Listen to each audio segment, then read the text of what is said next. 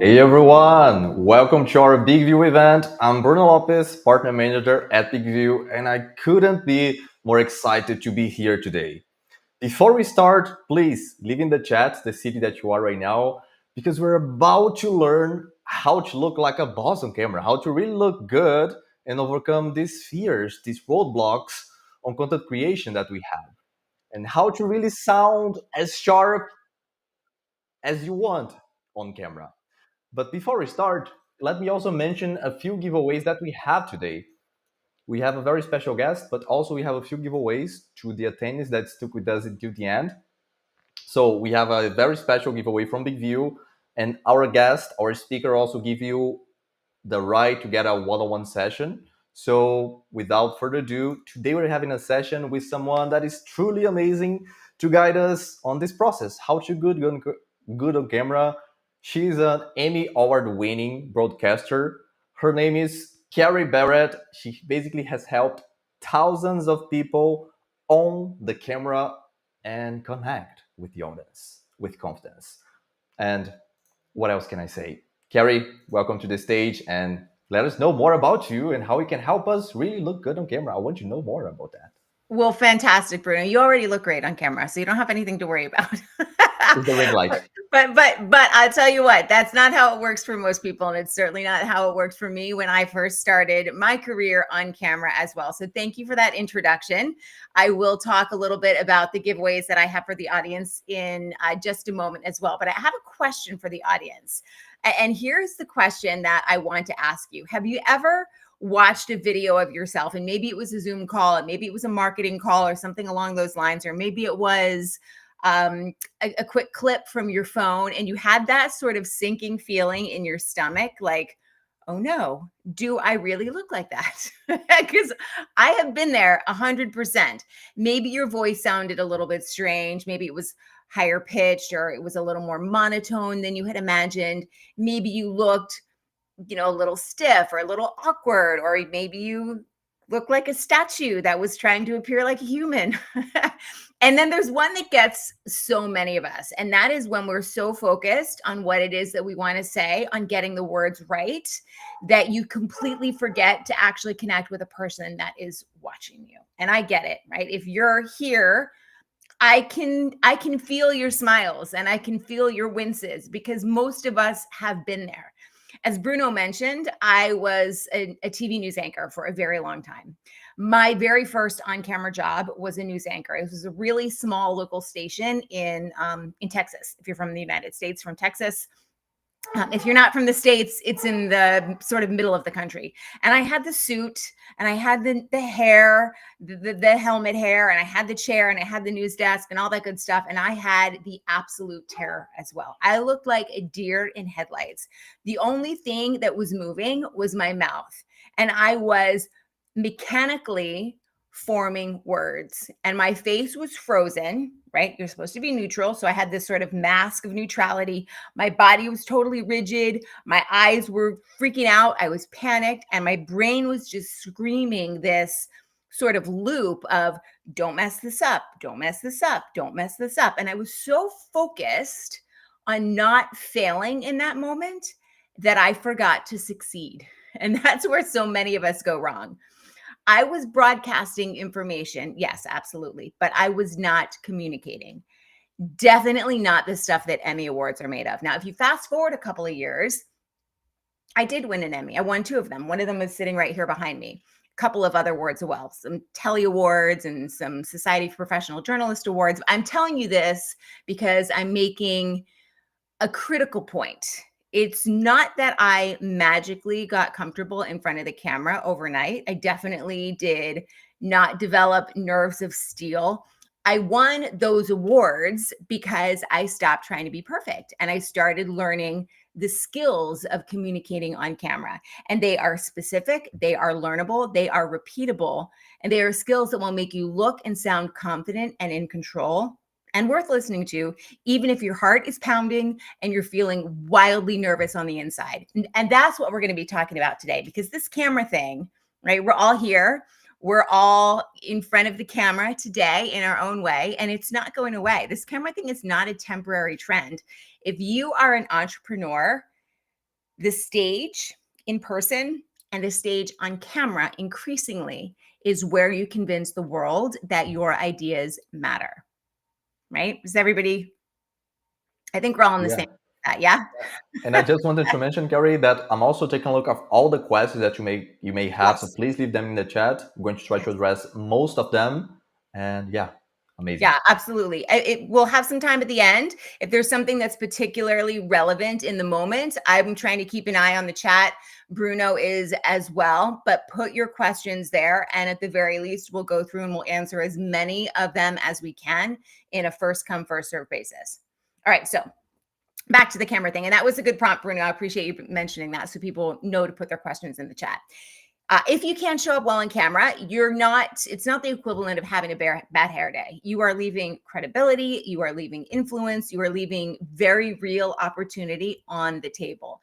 And it's because you're allowing basically a piece of technology and the confidence and the skills to use it to put a ceiling on your success. Right. The thing is, it does not have to be that way. So I'm going to give you today something I call my MVP framework. Right. We all know most valuable player, but this is the MVP framework for speaking comfortably and confidently and compellingly on camera.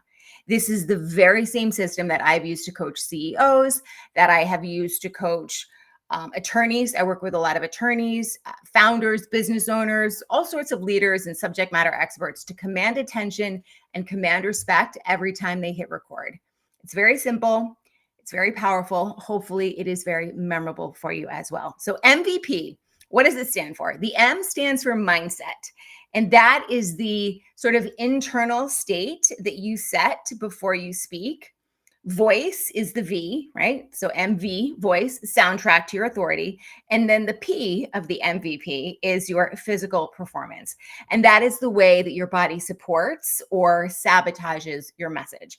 I'm going to talk about what each one of them are, why they matter more than you think. And I'm going to show you how really small, almost imperceptible tweaks can make a huge difference in how comfortable and confident you feel, and therefore how you're perceived. So right off the bat, I want to give you a free resource that I have created for you. You are all here because of Big View. And so what I've created is a teleprompter mastery mini course. It teaches you how to prep for, how to write for, and how to read conversationally from a teleprompter. So I was a news anchor, as you know now, for 20 years. So this is a skill that paid my bills for decades. I know what I'm talking about when it comes to being able to deliver from a teleprompter comfortably. I'm going to have the link for that in just a second.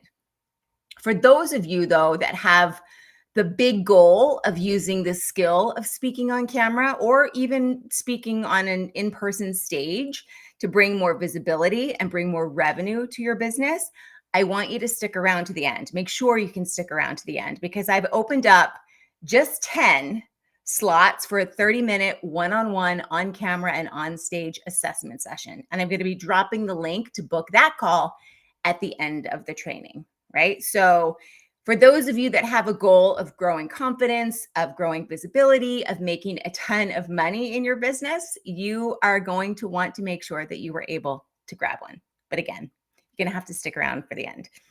So for those of you that want to grab that free training on how to use the teleprompter, I'm going to share my screen very quickly, and I'm going to put a QR code up on the monitor so that you can grab that particular program. So grab your phone, scan this QR code, and it will take you to a registration page where you can register for my teleprompter mastery mini course. Again, it's free, and hopefully it teaches you the basics of learning to read from a teleprompter in a very conversational way. All right, do we have that? All right, I'm going to stop the share. I'm going to bring my mug back up on camera. Can you see me all right? You can. Fantastic. Yeah, I'm also going to put that link in the chat for those that could not scan. I'm going to put that in the chat. Okay, perfect. Thank you so much. I appreciate that. And then the link to book one of those limited strategy spots is coming at the end. All right, so are we all good? Can I get a yes in the chat? Yes, yes, yes, yes, yes. Perfect. All right, folks, we'll jump into the first pillar of your on-camera delivery. And I'm talking about, yes, mindset. And before you roll your eyes, this is not about sitting cross-legged and chanting affirmations for 3 hours. This is about very practical neurological warfare. That's what I call it. It is about controlling that internal state in the 30 seconds before you turn your camera on, because that camera is a ruthless magnifier of your energy. Whatever you are feeling, it is going to amplify. So if you are feeling nervous, you are going to look terrified. If you are feeling a little bit unsure, you are going to look entirely lost. But if you are feeling centered and if you are feeling confident, you are going to look authoritative and you are going to look magnetic. Right? So I asked you a question at the beginning of this conversation, and it's who here has ever jumped on a Zoom call or hit record on a video, and in like 5 seconds, your inner critic is losing his or her darn mind, right? I sound weird. I look weird. Word. What am I doing with my hands? Is that a new wrinkle? Everybody thinks I'm an idiot. Right? That is something that I call the mindset gap. And it's that space in between that very competent, intelligent person that you are, I know that you are in real life, and that very sort of insecure and awkward version of yourself that your brain is projecting onto the screen. Now, the problem with that, and we all have it, right? I have it too. I never watch my videos before I post them because I have a terrible inner critic. I just know that I have the skills enough to be able to deliver well on camera. And so I'm, most people that watch it aren't going to hate it. Fingers crossed. But the problem is when you do have that mindset gap and you don't know how to manage it, you carry all that negative energy into the screen, into your delivery. So without a quick sort of mindset reset, you start your video in something that I call recovery mode. So you're already flustered. You're sort of apologizing with your body language. You're spending the first couple of minutes trying to dig yourself out of that hole of self-consciousness instead of owning that first impression.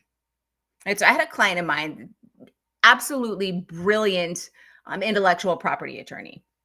And she was offered a major, or a guest spot, I should say, on a major cable news network. She was commenting on this landmark case. And this was going to be absolutely huge for her and, of course, for her firm as well. So the producer of the show at this particular cable network, and this is pretty standard, asked for a quick 30-second test clip from her webcam. They wanted to check the shot. She recorded it. She sent it in, and she didn't get the slot. Right? This would have been massive.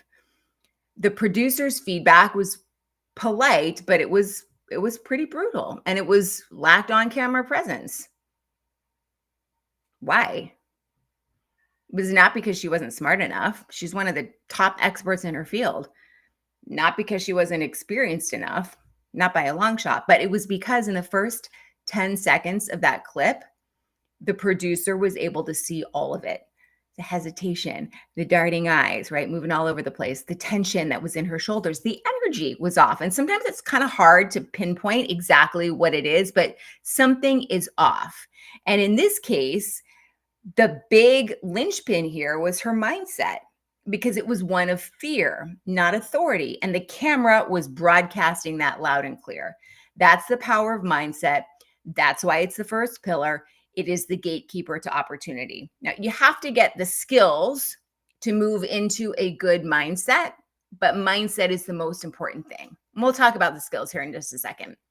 So the good news is that you don't need a ton of therapy to fix this.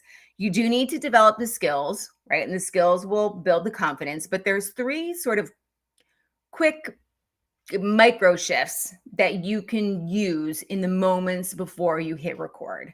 And this will help you practice so that you can build the skills. The first thing is called the reset. And in this particular element, you're calibrating your energy. So your energy state is the foundation. And I'm going to talk more about energy because it's so important a little bit later. But if your energy is too low, you look bored, you look disengaged, you look uninspired. If your energy is too high, you look frantic and you look anxious and you look untrustworthy. The sweet spot is something that I call alert but relaxed. And the fastest way to get there is to use your own physiology. So I'm going to sit up a second. I'm going to try not to move myself out of the shot. Okay, so before you hit record, I want you to perform something called a physiological sigh. It's a technique discovered by neuroscientists at Stanford. I just did the back half of it. It starts, though, with 2 really quick, sharp inhales through your nose, followed by 1 slow, long exhale through your mouth. So it's something like this.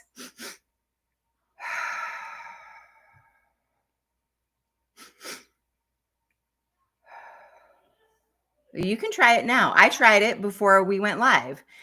The thing about this is that double inhale reinflates those tiny air sacs that are in your lungs, right? So it boosts your energy. And then that long exhale offloads the maximum amount of carbon dioxide. And that is what tells your brain and your nervous system to calm down.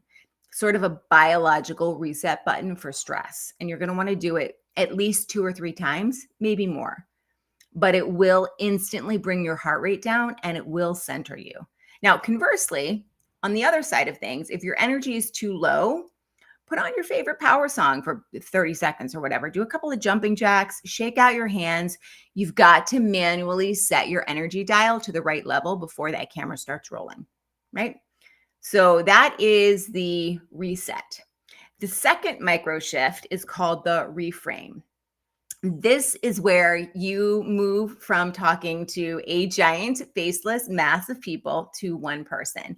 You're reframing your audience. So the idea of talking to, I guess, like I just said, sort of a faceless crowd or the internet is terrifying and it's abstract. And what it does is it makes us perform. The solution here is not to talk to everybody, but rather to talk to one person. So before you begin, think about one specific person that you genuinely like and that you enjoy talking to.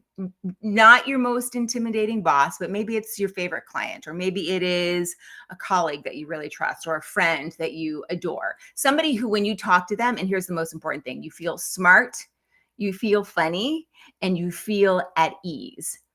Now, and this is easier said than done because it is tricky to imagine this, but I want you to imagine that they're standing right behind that little green dot, right behind the camera lens. In fact, if you want, you can put a picture of them next to your camera. But your goal here is that you're no longer going to give a speech to 1,000 faceless people. The goal is to have a helpful, engaging conversation with Sarah or with David or whoever it is. When you talk to one person, you connect and your tone becomes more neutral and your expressions become more genuine and your delivery becomes a little more conversational. Like I'm giving this talk right now. And again, I've been talking on camera for 20 years. I'm talking to my business coach, Katie, right? Because I adore talking to her. She makes me feel smart and funny. And I imagine she's very similar to many of you, right? So when you talk to everyone, you connect with no one. That's the key to remember. So you have the reset, the reframe, and then finally the third micro shift is the release. This is where you're letting go of perfect. This is the most liberating. It is also 100% the hardest. It is releasing the need to be perfect. So many of us, and I've fallen into this trap as well, think that a powerful performance is one that's absolutely flawless. Not a single not a single, like I just said, not a single word that goes wrong. Perfection is a trap, right?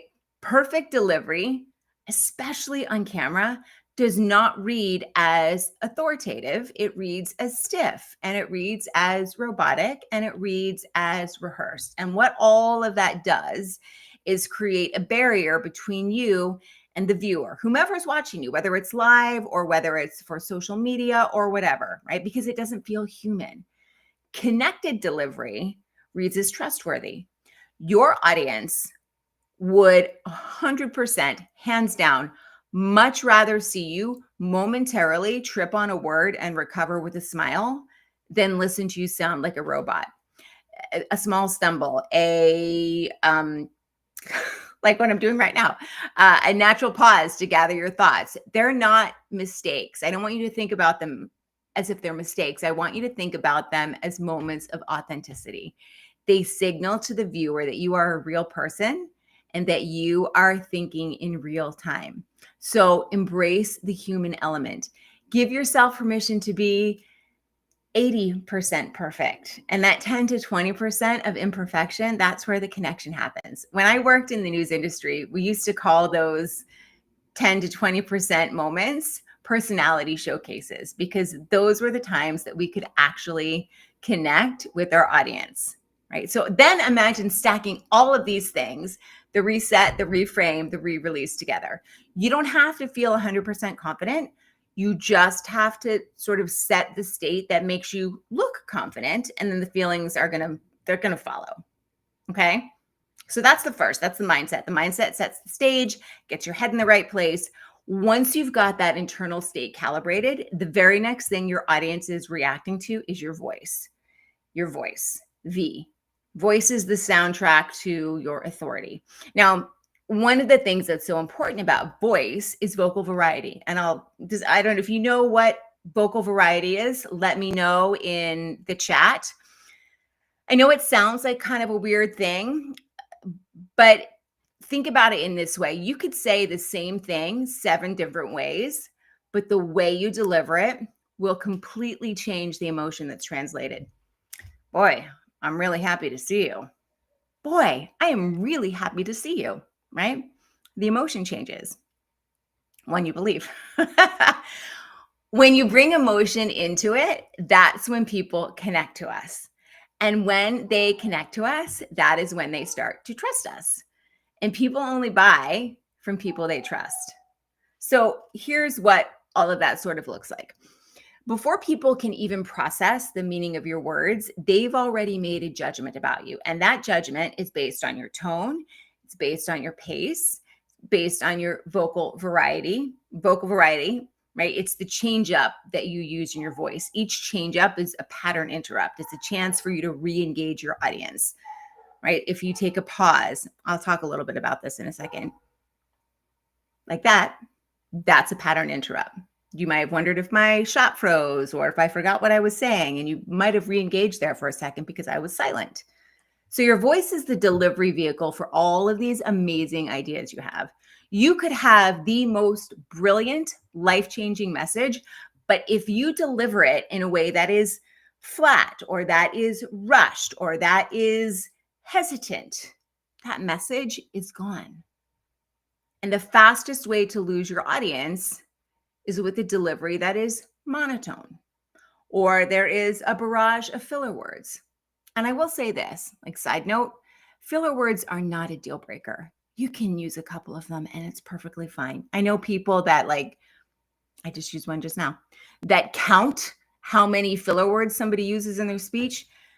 Nobody is going to avoid hiring you because you said 3 times. It's just not how we work. It's a vocal idiosyncrasy that many of us use. So I just want to set that aside. I don't want you to freak out about that. Too many people freak out about it. But if you have so many that they're distracting, or you speak so quickly that your audience needs subtitles to keep up, those are some of the challenges that happen with voice.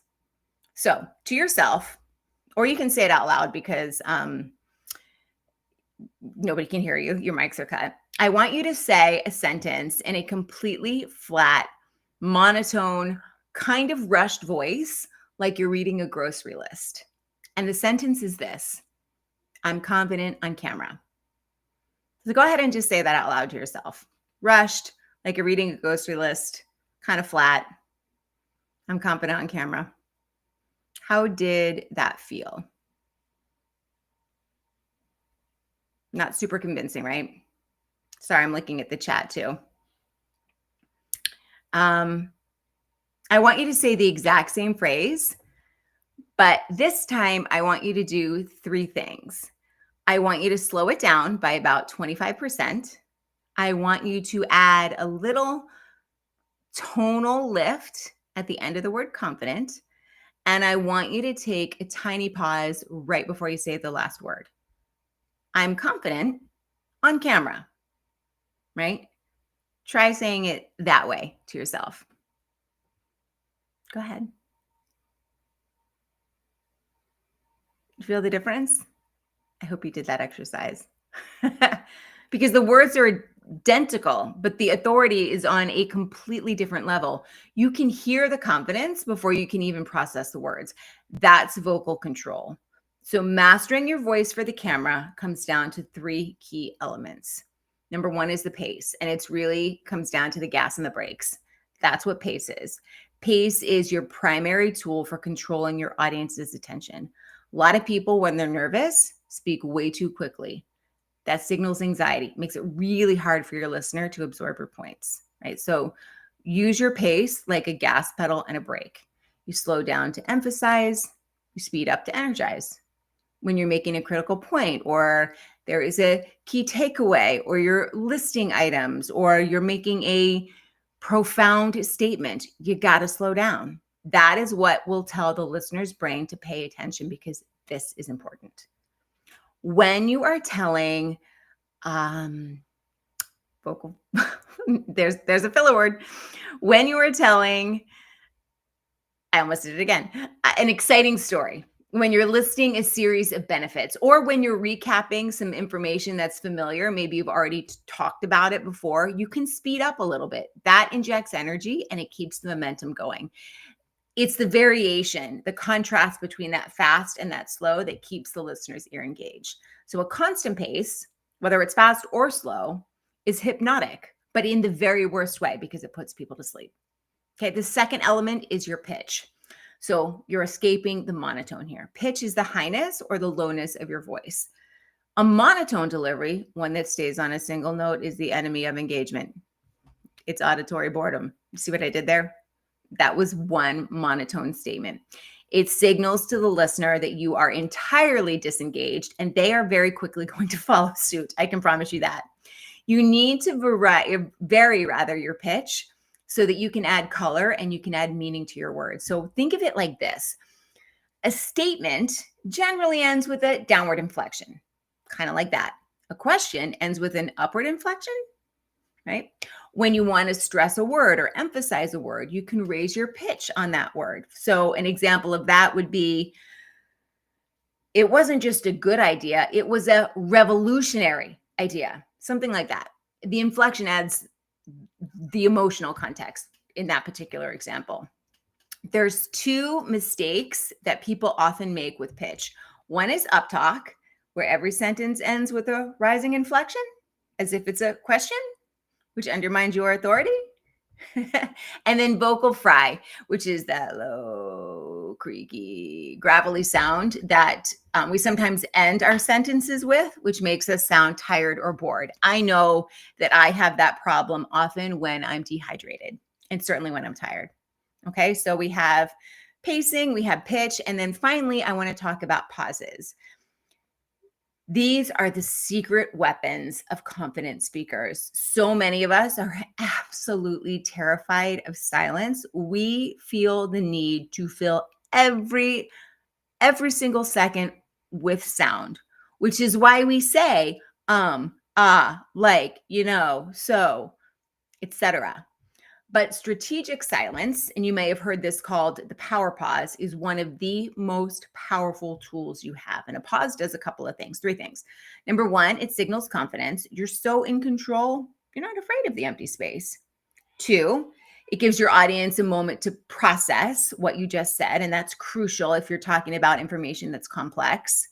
And then 3, it builds anticipation for what is coming next. So a pause before a key phrase makes the audience lean in, right? You can also use pauses to mark transitions between certain ideas, or to add weight to an important word, or to give yourself, if you need it, a moment to breathe and to think. Silence is not empty, okay? And I'm going to demonstrate the difference for you. I'm going to say a simple sentence in 2 different ways. Right. The first way, I'm going to deliver it in the way a lot of people do on camera and on stage for that matter. It'll be flat, it'll be rushed, and there will be no pauses. And here's that sentence. Your credibility starts as soon as you open your mouth because your audience is already making judgments based on how you sound. Right? One pitch, one pace, no pauses. Now I'm going to say it again, and I'm going to use pace, pitch, and pauses. Your credibility starts as soon as you open your mouth because your audience is already making judgments based on how you sound. See the difference there? Which one has more weight or which one has more authority? Again, like we talked about earlier, the exact same words, but a world of difference in impact. Now, I'm working with a client right now who's a financial planner. He is so smart. I feel like I need to have a dictionary next to me when I'm talking to him to look up the words that he's using. He's empathetic, brilliant, has an amazing track record, but on video calls and on social media, it's a major problem. He speaks a mile a minute, so passionate, so full of information that he absolutely overwhelmed his clients. And on calls, they would constantly interrupt and ask for clarification. And then that would break the flow. Money's always a sensitive subject. It might escalate the tension a little bit. And then the meetings were long and they were inefficient and they were stressful. And on his social media videos, people just didn't watch, right? So here's what we did. We didn't change a single word of what he said.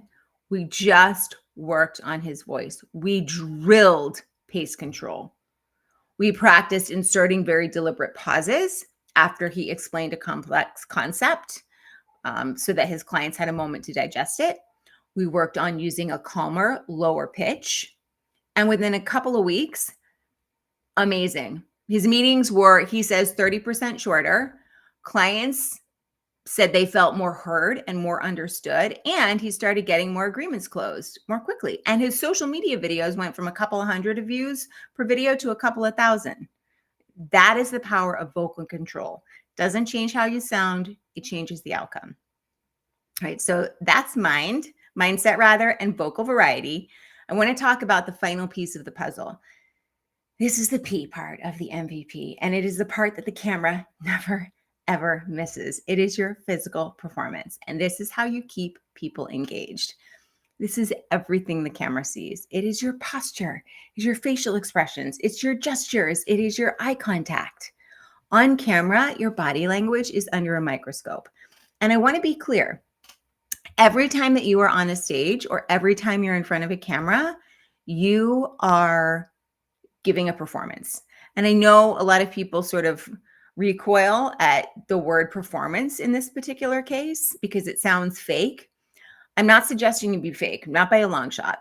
What I am suggesting is that you understand that there are so many challenges with delivering communication via a camera, just like there are challenges when you're delivering on a stage, at a conference or a seminar or summit or whatever, right? Excuse me. But you have to understand that performance only means you are aware of those challenges and you're using every single thing you have to overcome them, to mitigate them, so that the message you are trying to relay is received in the way it was intended.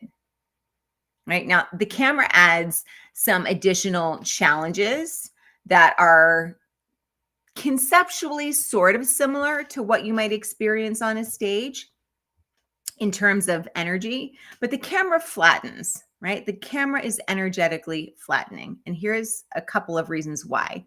So it takes a three-dimensional person, puts them into a two-dimensional image, which means that every small subconscious habit is completely exaggerated. A little slouch becomes like a full-on slump on screen. Your eyes, they can look shifty and they can look uncertain. If you have hands that are fidgeting with a pen, right, they are a massive distracting blur. Your body is constantly sending signals, and your job is to make sure that they're the right ones. So just like with voice, we can break down physical performance into three core components. Energy. Hands down, the biggest mistake people make. lack of energy. As I mentioned, the camera is energetically flattening, right? So you've got hardware and software that every frame of video and second of audio is going through. And with each pass, the quality gets degraded. Second, there's no context for you of what your viewer is doing or going through, and for your viewer of what's going on around you. Like, you have no idea what's going on outside of this little square. There could be all heck breaking loose. And as I mentioned, then you've taken this 3D person and you've put them in this 2D environment. And then fourth, and maybe most importantly of all, when we get in front of an audience, many of us instinctively get small. And there's a psychological phenomena that comes into play here. And this goes back to millennia, back when we lived in caves and we lived and died by our reptilian brains. When we would leave the cave to go hunt and gather, we were leaving the little bit of safety that we had. We got on the horizon or away from the cave, and the last thing that we would want to do is make big gestures or loud noises because we would attract predators. You see the audience as a predator. We all do. That's exactly where the fear of public speaking comes from. And it's not because they're going to literally kill us, but they can judge us, right? You could reject me. I could fail hard and fail publicly. It's that reptilian brain, and you might hear it called ego, but what it is it's trying to keep us safe. And so it keeps us small. And when we get small, our vocal variety diminishes. We don't move as much. Our facial expressions become more bland. We change our voice. Right? All of those things happen. So practice bumping up your energy. The second thing is eye contact. So this is hands down one of the easiest ways to establish rapport with your audience, but it is probably one of the most difficult.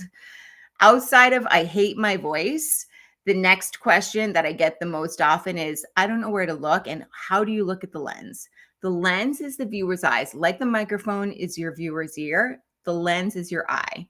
So if you're looking at their face on their screen from your perspective, you're looking down and you're looking away. You're breaking the connection. To create that feeling of direct personal eye contact, you've got to look directly into the camera lens. It feels unnatural, but I'm telling you, it is a non-negotiable. Now, a couple of tricks. You can place the video window of the person that you're talking to directly underneath your webcam. That way your gaze is in the right general area.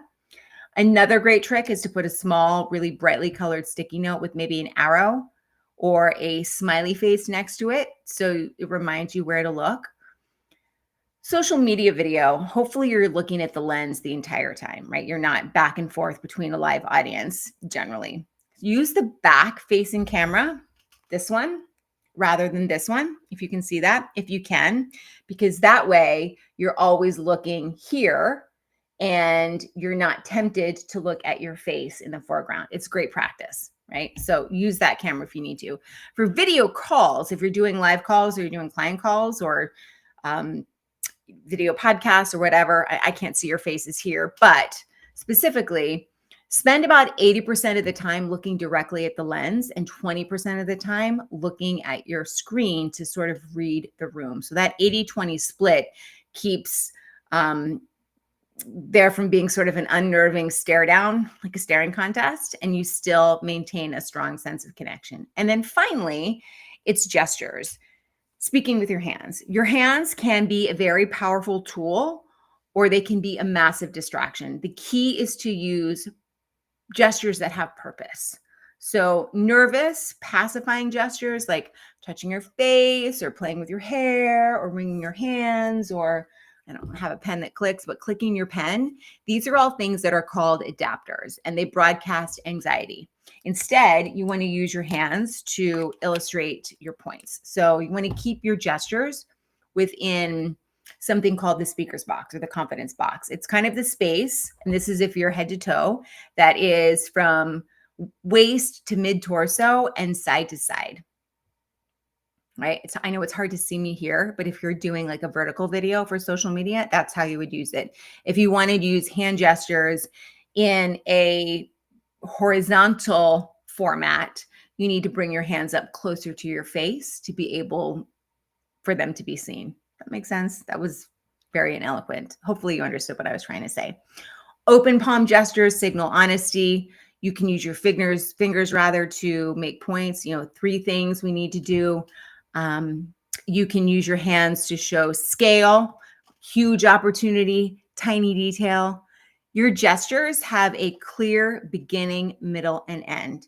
And when you're not gesturing, you can bring your hands to a neutral sort of resting position, right? It looks calm, it looks controlled.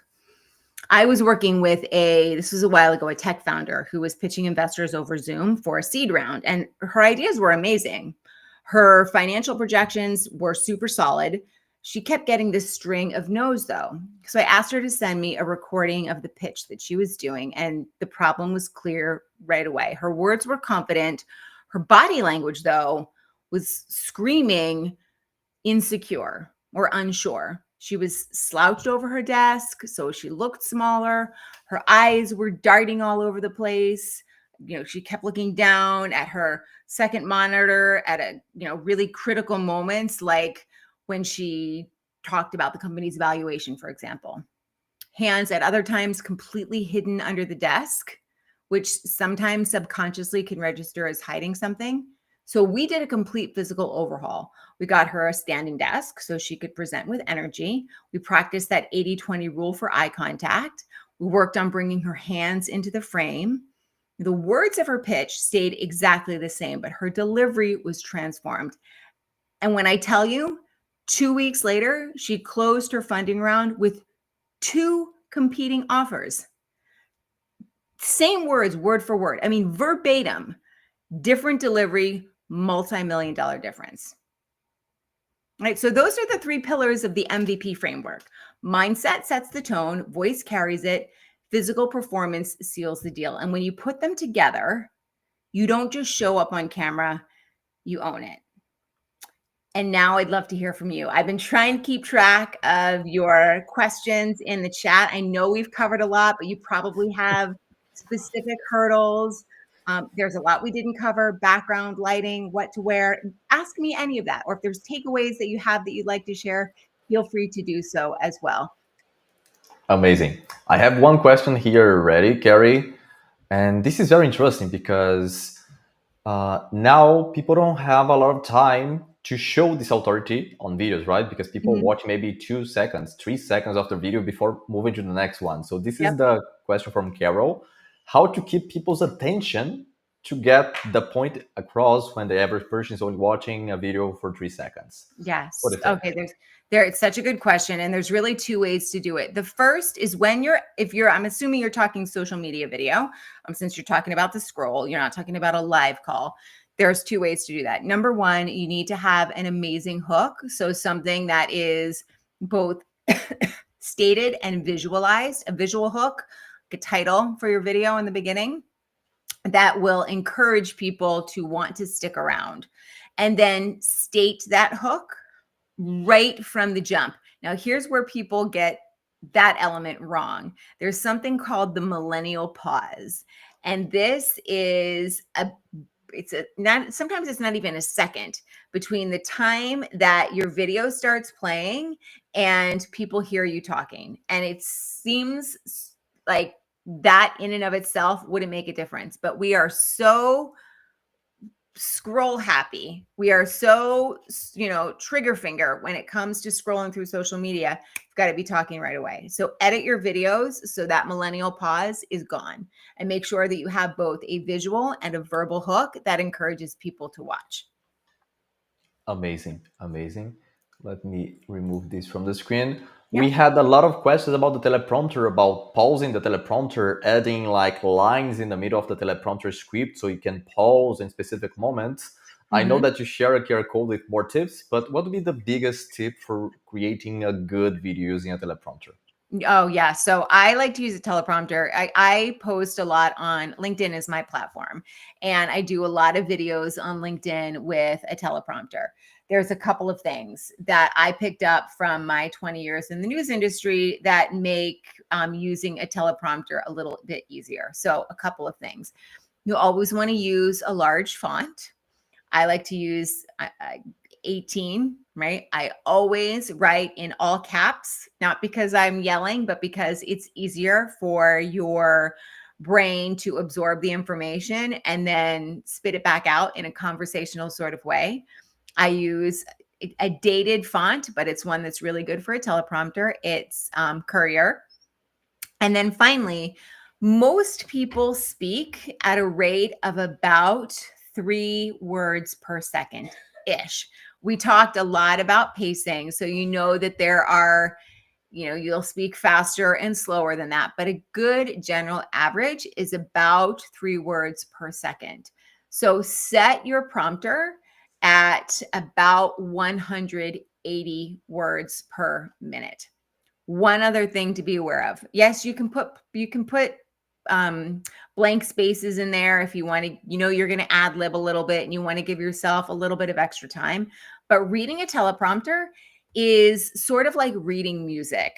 If you've read music, you probably know what I'm about to say. If you're not, let me explain it for you.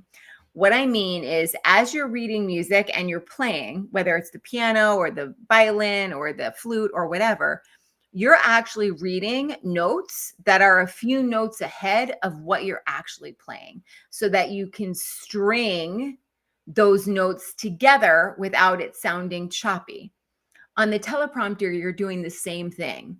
You're actually reading a few words, unless you're very skilled and you can read one word at a time and make it sound fluid. I mean, I've done this for so long that I can do that. But generally speaking, you want to be reading a couple of words ahead of the words that are actually coming out of your mouth so that you're able to string those words together in a way that sounds fluid and conversational. So there's a few ways that you can go about creating that conversational tone. Absolutely add spaces if you need to. That won't fix everything though.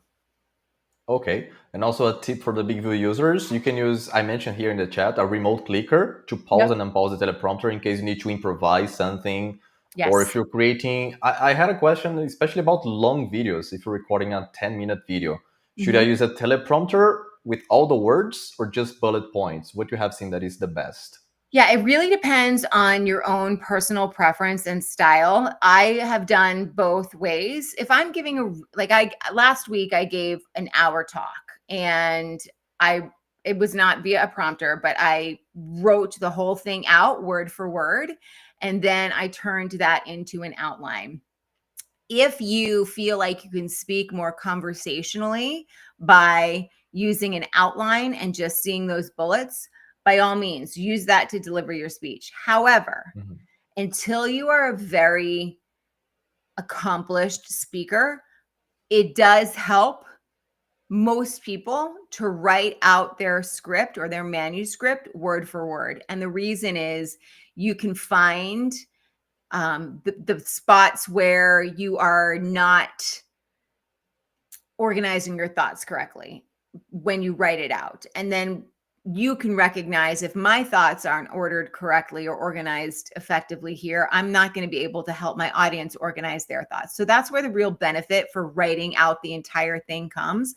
But by all means, if you deliver better from an outline, take that manuscript and turn it into an outline. That's what I mean by there's really no one right way. It's really a matter of personal preference and where your skills are. Understood. We do have 2 questions related more to the quality of the video, like a background and lighting. Because if you sound good, you still sound well, you have the confidence, but the lighting is bad. Like I can give you a real life example. Like if I turn off this ring light, this will look very bad. So it doesn't matter what I say here, right? So what are your tips from lighting and background? So let me see. I'm going to turn off all my lights. And I'm sitting in front of a window, so I'm not sure how much you'll be able to see. So I look a little bit darker here, but not terrible because I'm sitting in front of a window. I actually use 3 lights. I use a light in front of me. You're going to think I'm an egomaniac. And I use a light on either side of me as well. You can get really fancy with your lighting. You can get a key light, which is the light that goes behind you and helps create depth and contrast between you and the background. Most people do not need to worry about that. The best thing you can do is have one soft, diffuse light in front of you. So either a soft box, which you can buy on Amazon, depending on which kind you get, usually around 50 bucks. If you have a ring light, you can use a ring light. I know that using a ring light for hours on end does get a little bit draining. If you want to soften that, I'd put a piece of parchment paper over it and then you create diffuse light. And then I use two lights on either side. They're tube lights. They take up less space, but that way I have sort of a circle of light around me. So each side of my face is lit with full soft light, and that's the most flattering light. And I know you had another question, something Yeah. else other than lighting. What was it? Yeah, it's because it's interesting. I see all the videos that you post. You never use a background No, besides your background, right? no. So, Elite Spa Group has a question. How is important is a background? My office is tidy, but not branded. Yeah. Well, that is Elite Spa Group. That's such a good Yep. question. I'm assuming that you're doing videos about spa practices. I could be entirely wrong about that. But what I would say is this: we do so much video online that unless you are, like like a financial planner or a lawyer or something along those lines, you don't need to have a branded background. It's nice to have some colors, but brand colors, but my background is not branded and I shoot everything here. I mean, I've got some of my awards here, but I've got a couch and a carpet with a wrinkle in it.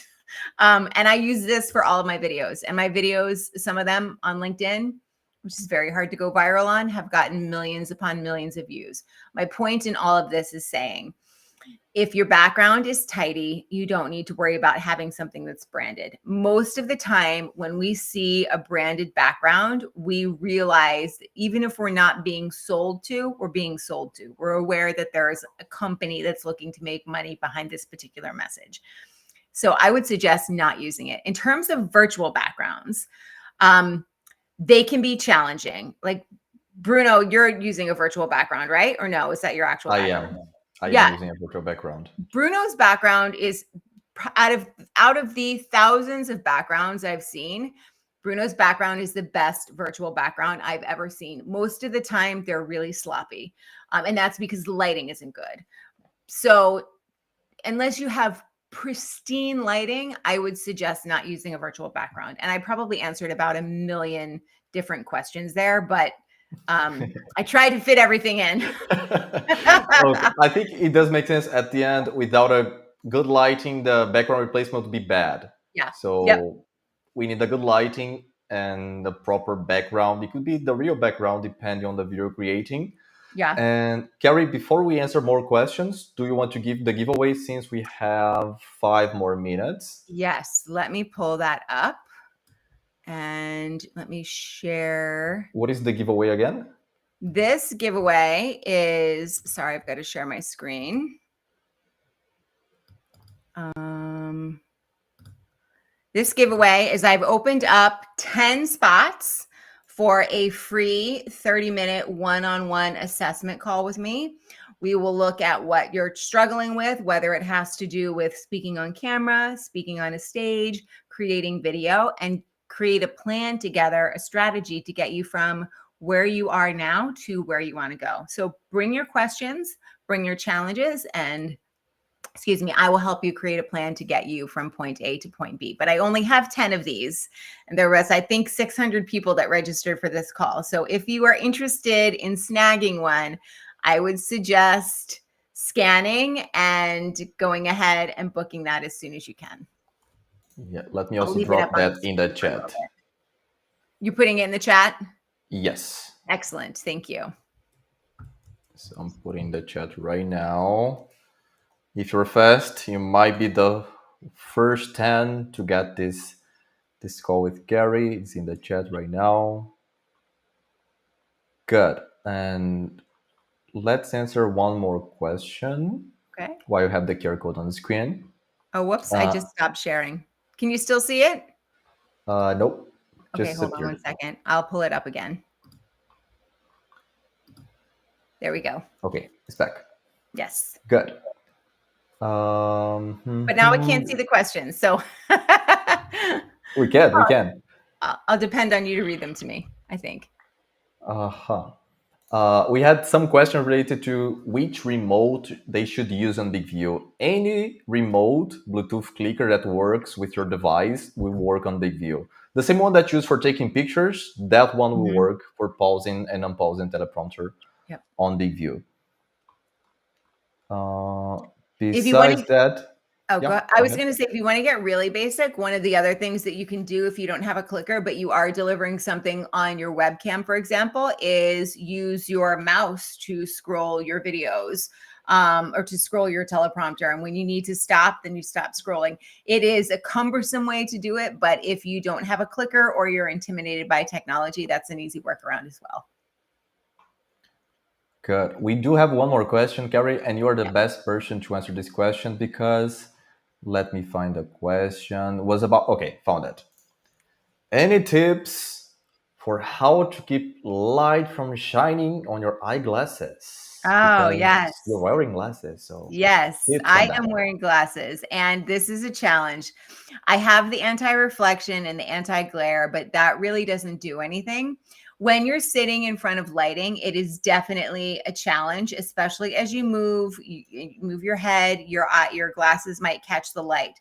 But if you can remember that it comes down to basic geometry, then you'll have a good chance of making sure that you've minimized that reflection. What I mean by that is the reflection from your glasses is created by the lights shining directly into your glasses. And most of the time that happens because we have our lights or our monitors or whatever it is right at eye level. And so the light is shining directly into our glasses and then directly back at the camera. If you can raise your lights so that they're slightly above eye level and tilted down just a little bit, you avoid that direct reflection. You still get the same soft, full light, but the lights, again, because they're slightly above eye level and they're tilted down, they're not shining directly into your glasses. That it's not perfect, but that's the best way to try and get rid of that eyeglasses glare.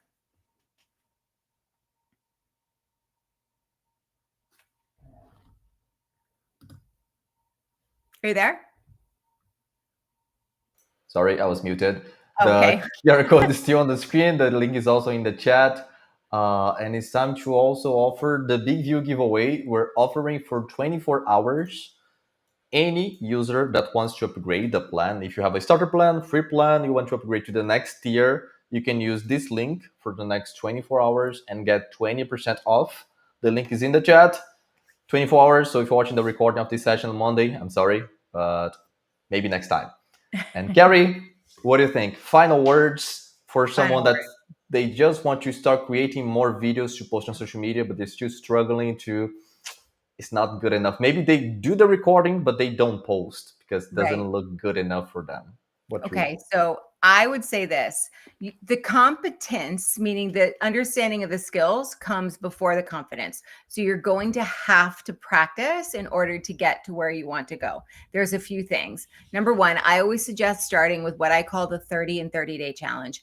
Open up your phone, again, record into this side, not into this side, and practice riffing. Just ad lib for 30 seconds about anything. It doesn't need to be about work. It can be about a new restaurant you're looking to try, how you're excited for your first cup of coffee in the morning, whatever it is. It's not for anybody, it's just for you, right? And then go back and watch that video and pick one thing that you want to work on. And maybe it's one of the things that we talked about today. Maybe it's energy, or maybe it's eye contact, or maybe it is hand gestures or whatever. Work on that and try and get your arms around it. You won't have it perfect, but you'll understand what it feels like.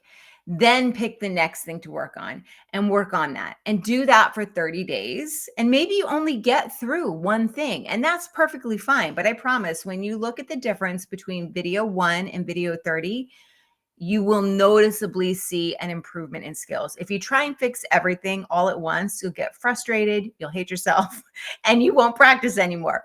That's the worst thing to do. Run one race and practice that until you feel like you're close to the finish line. I will also say this. It's very easy to look at the camera as a judge.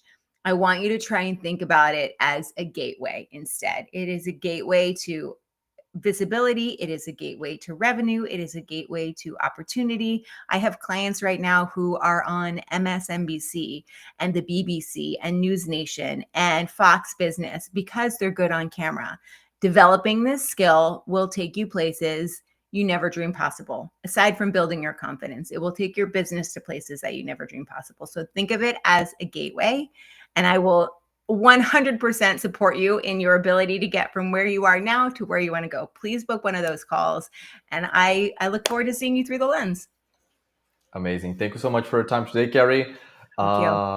Thank you for watching this session. I'm going to receive a follow-up email with the recording of this training. And I really hope this was helpful. Let's book that call with Carrie. I'm not sure if we still have spots. If not, sorry, maybe next time. They can also connect with you on LinkedIn, right? Let me share your LinkedIn here in the chat. Yes. So you can find more about Carrie on LinkedIn. You see that she posts, basically it's every day, Carrie, that you're posting? I post every day. Yeah, very often it's a video. Most of the time it's a video. 6 days out of 7, it'll be a video. So I'd love to connect with you on LinkedIn as well. I post daily tips on video content creation, speaking on camera, media, etc. Great. So the link is in the chat. Thank you so much for your time, Carrie. Thank you everyone for being here. Hope that you have an amazing day. And yeah, thank you. Let me play an outro video and I'll let you guys go. Thank you guys. Take care. Thank you, Carrie. Thank you. See you. Bye. Bye. With the BigView teleprompter, create videos you're proud of. Easily trim your video by selecting the words where you want to start and end. Color your presentation with automatic subtitles and highlighting keywords. Add your brand logo. Add music for an emotional touch. Add your contact info on an animated business card on all your videos. Easily replace green screen with an image or a video loop. Stand out with a web page with your logo, your video at the center, and personalized button for visitors to interact. It's one tap to simultaneously upload your videos on Instagram, TikTok, and YouTube. Always know what to say next with the Big